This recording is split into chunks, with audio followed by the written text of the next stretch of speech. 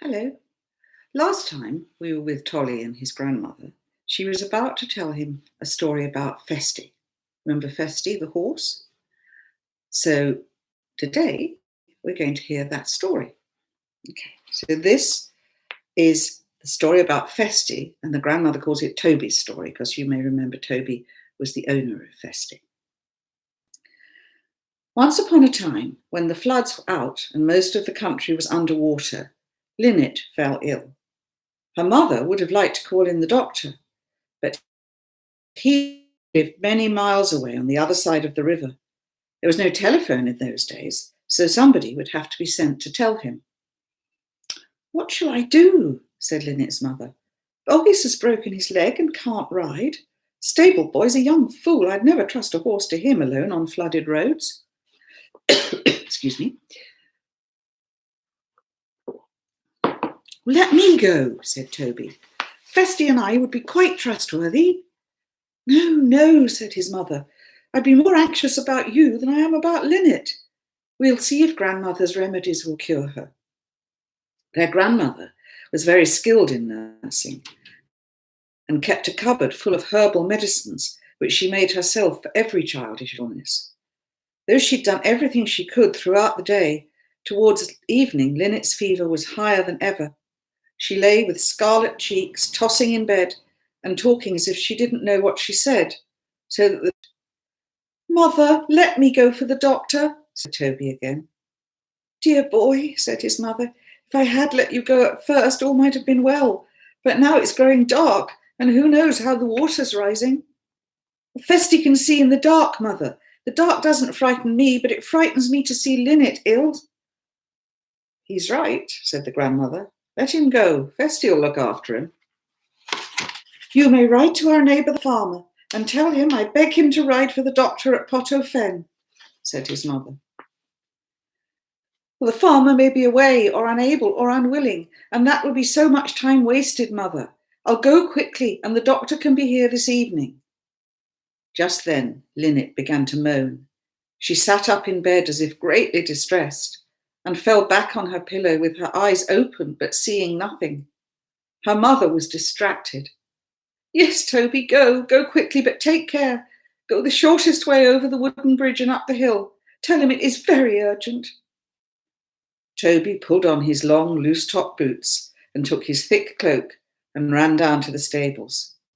He saddled Festi, and as he put on the bridle, he talked to him, saying, "Festi, we must get the doctor for Linnet."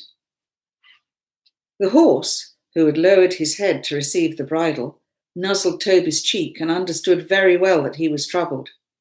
He gave a little neigh, and as soon as Toby's leg was over the saddle, he whisked round and started off. It wasn't dark yet. The sky was dim green like water, and shallow water was over the roads. As they cantered off, the mud flew up like a dirty fountain round them. The lane took them for 4 miles and ended at the wooden bridge. The river looked very nasty in the half-light. It heaved and pushed, and the middle of the river seemed higher than the sides, as if it had all been squashed up. The bridge was still well above the water. Toby pulled his horse to a walking pace, lest the wood should be slippery, and expected that Festi would cross it as he had done hundreds of times before. But no, Festi, the obedient, would not cross it. He sidled and waltzed, but he would not go on. Toby talked to him, coaxed him, scolded him, pulling his head round to face the bridge again and again, but all in vain. At last, for the first time, he lifted his switch and lashed him. Festi reared up and struck at the air with outstretched forefeet, so it was all Toby could do to hang on to the saddle. When in this way Festi had exhibited his height and his strength and his angry pride, he came down from his prancing and without warning leapt the high hedge at the side of the lane. He slithered down the bank with his forefeet stuck out before him, and after sidling some distance along the river bank, he trumpeted a challenging neigh and, plunging into the cold, ugly river, began to swim. Toby could feel the powerful water buffeting and shoving his leg on the upstream side, dragging and snatching at it on the other. It was as though the river was determined to separate him from Feste. Now and then a branch would hit him as a broken tree went past. Once they even tangled up in some floating straw from a rick. It nearly carried Toby out of the saddle, but he managed to push it away. As they swam, they were swept gradually downstream towards the bridge. Toby crouched over Feste's labouring shoulders, could feel that he was striking out for his life. His ears were straining forward and his eyes too, so that Toby could see the whites, and he snorted and grunted with his muzzle just above the water. They reached the further bank, only a few yards upstream from the bridge, and scrambled up onto the other side, Feste digging in with his toes while he gathered his hocks for a last great effort. At the top of the bank, he stood heaving and with trembling shoulders, shaking his heavy wet mane and hanging his head. "Feste, you mad, crazy horse, whatever possessed you to do that?" gasped Toby, twisting in the saddle to pull off his long boots one by one to empty the water out of them. He was soaked to the neck and bitterly cold. His teeth chattered and his hands were blue. "Stand!" trying to wring water out of his cloak. Suddenly, there came a hair-raising scream, the scream of rending wood, sounding almost like an animal in panic. The bridge twisted and cockled under his eyes, and with cracks like cannon fire, collapsed and was swept in a tangled mess downstream. Feste screamed too, and they were off together at full gallop up the hill in the fading light. Feste chose his own way, jumping fences, jumping hedges, sloshing and slithering in the mud. But Toby did not interfere with him again. He gave him his head and was only concerned to stay with him. At last, he recognised the outskirts of the village where the doctor lived. They rattled down the cobbled street, and it seemed to Toby that Feste stopped at the house of his own accord. When the old doctor came to the door and saw the two of them standing dripping there, with their long hair plastered over their white faces and their coats covered in mud, he didn't at first recognise them. "What in heaven's name?" he exclaimed. "You're no bearer of good news. Martha, bring the lantern. Why, here's young Master Oldknowe in a fine state." The housekeeper came running with the lantern. "Lord's sakes, Master Toby, what brings you here like this?" "Oh, sir, Linnet is ill of a high fever and cannot breathe. My mother begs you to make haste." "I can believe she's ill if your mother sends you out through the floods for me. Martha, call the groom. Tell him to saddle the mare at once." "You must go round by Pennysoaky, sir," said Toby, getting his breath again. "The wooden bridge is down. Feste would not cross it. He chose to swim instead, and it crumpled up and went downstream just as we got to the other side. Feste knew, and the bridge screamed like demons." Hey, what's this? You swam the river?" The jolly old doctor looked quite grey at the thought. Then he began to twinkle. "So Feste chose to swim, did he? You let your horses choose, young man. I thought you knew more horsemanship than that." "He's never disobeyed me before, sir. And the worst of it is, I slashed him for it." "You go in, young man, and Martha will give you a hot grog and put you to bed while she dries your clothes. And as soon as I've gone, the groom shall see to Feste." "I'd like to see to Feste myself, sir. Nobody grooms him but me, and tonight especially I must, please." "Very well, but you can't stay in those clothes. You'll have to wear some of mine, or Martha's, whichever you please."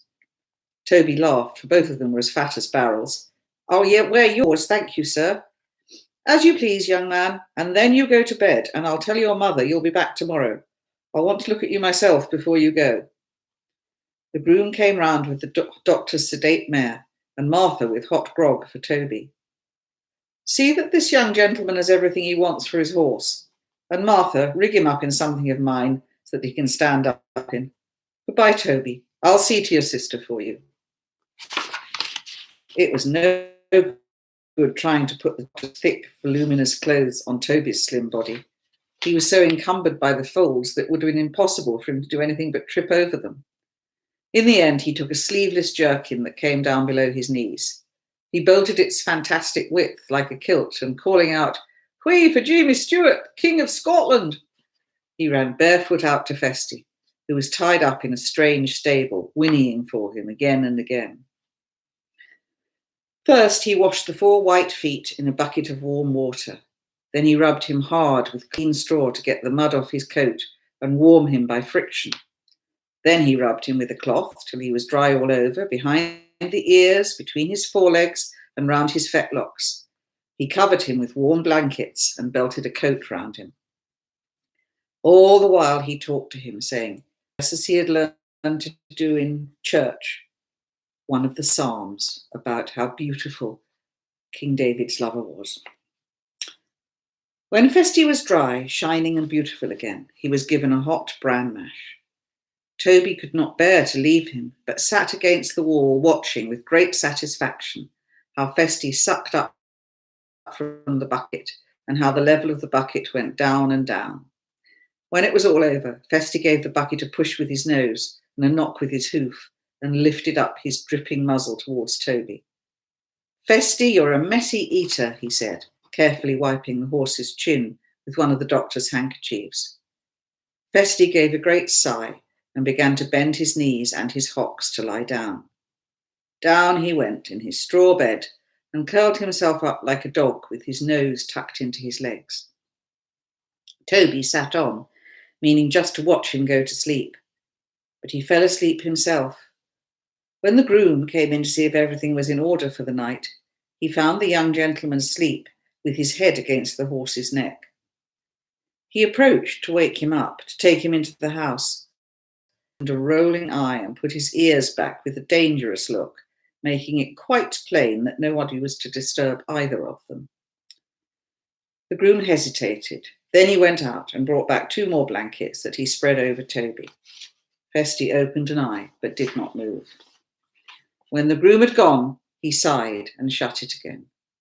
So there they slept together.